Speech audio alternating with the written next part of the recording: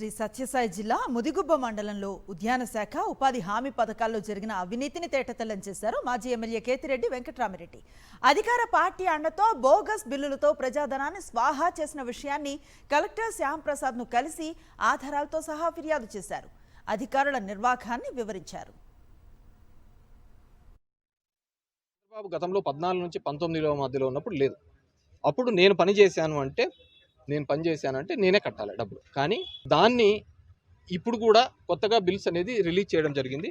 దానికి సంబంధించిన డేటా ఇది. మేము విత్ హెల్డ్ పెట్టాలి అని చెప్పిన 3,68,00,000 నిలిపేసిన అమౌంట్ని ఇప్పుడు డబ్బులు రిలీజ్ చేయడం ఒక డేటా అయితే, దీనికి సంబంధించి వాళ్ళు గతంలో జరిగిన పనులకు సంబంధించిన డేటా మొత్తం ఇవన్నీ కూడా ఫ్రాడ్ చేసి అప్పుడు అదొక 3,68,00,000, ఇది 1,38,00,000.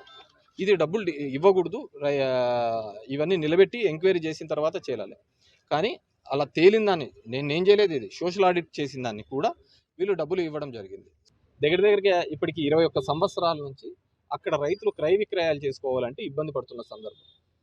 వైఎస్ జగన్మోహన్ రెడ్డి గారు ఉన్నప్పుడు ఈ ఫ్రీ హోల్డ్ దాని నుంచి అవి తీసివేయడం జరిగింది.